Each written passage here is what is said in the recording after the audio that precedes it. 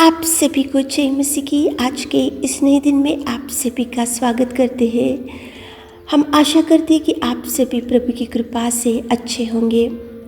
तो चलिए दिन की शुरुआत करने से पहले वचन की ओर ध्यान देंगे। पहला थिस्सलुनीकियों की 5वां अध्याय 16, 17, 18 वचन। सदा आनंदित रहो, निरंतर प्रार्थना में लगे रहो, हर बात में धन्यवाद करो।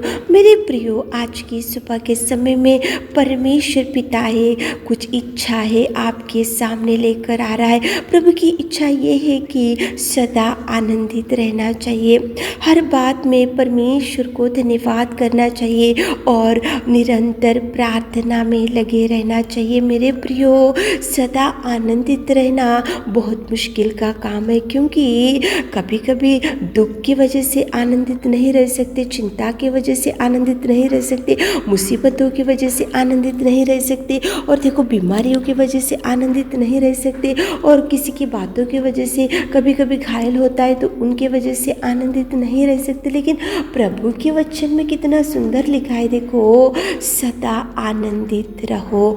ये बहुत मुश्किल का काम है, लेकिन जब आत्मिक जीवन में आगे बढ़ते रहते तो मेरे प्रियो, चाहे खुशी के दिन हो, चाहे बुरे दिन हो, चाहे समस्या के दिन हो, चाहे बीमारी हो, चाहे भयंकर समस्याओं में परिवार रहे, कुछ भी हो, लेकिन सदा आनंदित ही रहना चाहिए, क्योंकि अपने संग जो पिता है वो बहुत महान पिता है। अपन जिस पिता की आराधना करते हैं, जिस पिता के पास दिन रात बैठते, वो पिता सर्वशक्तिमान सर्वोत्तम पिता, वो देखो राजाओं का राजा, वो बहुत महान है। इसलिए उसकी बेटी और बेटा बने तो अपन हर बात में आनंदित ही रहना चाहिए। इसलिए देखो, जब पौलुस और सिलास को मारे गए थे, उन लोगों को घायल किए गए थे, उन लोगों को बंदी गृह में डाल दिया गया था, भयंकर समस्या दिख रहा था वहाँ पे, वो लोग तो भयंकर दुख में थे, उन लोगों के शरीर में पूरे घाव से भरे हुए थे। लेकिन यहाँ पे देखो कितना सुंदर परमेश्वर पिता याद दिला रहा है, सदा आनंदित रहो। वो लोग वो बंदी गृह में थे तो गीत गाए थे, बंदी गृह में थे तो प्रभु की स्तुति किए थे, बंदी गृह में थे तो प्रभु को धन्यवाद बोले थे, बंदी गृह में थे तो खुशियों से थे, बंदी गृह में थे तो आनंदित थे, बंदी गृह में थे तो वो लोग प्रभु की पढ़ाई किए। क्यों किए? क्योंकि उनकी आत्मिक स्थिति उतनी बड़ी हुई थी, उनको मालूम था बंदी गृह में भी हम रहने से भी हम जिस पिता की आराधना कर रहे, जिस पिता ने हमको चुना है, वो पिता बहुत महान है। ये बंदी गृह की समस्या तो बहुत छोटी है, अगर इसमें पड़े भी रहने से भी हमारा प्रेमी पिता हमको इसमें से छुड़ाता है। इसलिए वो सदा आनंदित थे। बंदी गृह में थे तो आनंदित थे, बंदी गृह में मारा गया तो आनंदित थे, बंदी गृह में उन्होंने देखो भयंकर घावों से थे, भयंकर दुख में थे, निराशा में थे, चिंता में थे, लेकिन आनंदित क्यों थे? क्योंकि उनको मालूम था बंदी गृह में भी रहने से भी प्रेमी पिता हमारे संग है, बंदी गृह में पड़े रहने से भी परमेश्वर पिता हाथ थामेगा, उठाएगा, छुड़ाएगा, बचाने में सामर्थ्य। इसलिए उन्होंने बंदी गृह में आनंदित रहते हुए गीत गाए, स्तुति किए, आराधना किए, महिमा किए और जय जयकार करते हुए बंदी गृह में वो लोग थे, पौलुस और सिलास। मेरे प्रियो, कितना सुंदर प्रेमी परमेश्वर पिता सुबह के समय में आपसे बात कराए। देखो दूसरी बात ये इच्छा है प्रभु की कि निरंतर प्रार्थना में लगे रहना चाहिए। देखो दानियल के सामने भी समस्या थी भयंकर, वहाँ पे 30 दिन तक राजा को छोड़ किसी को विनती करने से वहाँ सिंह के मौत में डाल दिया जाएगा, ये राजा से शासन निकला था, लेकिन निरंतर प्रार्थना में था दानियल। उसकी रीति के अनुसार उसने प्रार्थना किया, राजा के शासन से नहीं डरा, सिंह की मौत से नहीं डरा।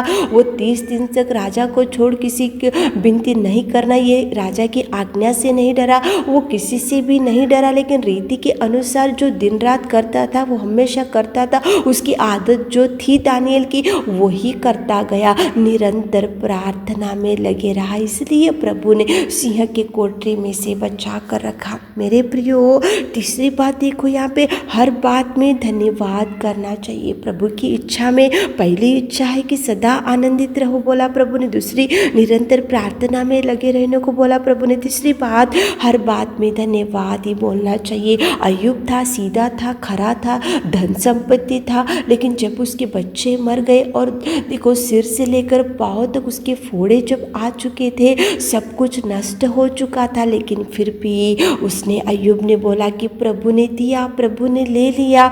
उसने हर बात में प्रभु को धन्यवाद ही बोला। कितना सुंदर प्रेमी परमेश्वर पिता आज 3 बातों को आपके सामने लेकर आ रहा है। मेरे प्रियो, प्रभु की इच्छा ये है, देखो सदा आनंदित रहना चाहिए, निरंतर प्रार्थना में लगे रहना चाहिए और देखो हर बात में धन्यवाद ही बोलना चाहिए। अय्यूब तो प्रभु से डरने वाला, सीधा साधा, लेकिन जब उसकी धन संपत्ति, बच्चे, सब कुछ नष्ट हो गया, लेकिन उसको देखो पाँव से लेकर सिर तक बड़े बड़े फोड़े, लेकिन हर बात में धन्यवाद ही बोला उसने। प्रभु ने दिया, प्रभु ने ले लिया। प्रभु से क्या दुख सुख ले सकते तो क्या दुख नहीं ले सकते। उसने मुख से भी पाप नहीं किया और प्रभु के ऊपर उसने दोष भी नहीं डाला। मेरे प्रियो, परमेश्वर की ये इच्छा है। आज सुबह के समय में उठे होंगे, इस वचन को सुन रहे होंगे तो सदा आनंदित रहो। पौलुस और सिलास वचन गाए, गीत गाए, देखो बंदी गृह में थे लेकिन सदा आनंदित थे। देखो 30 दिन तक राजा को छोड़ किसी देवता को विनती नहीं करना चाहिए, शासन निकला था, लेकिन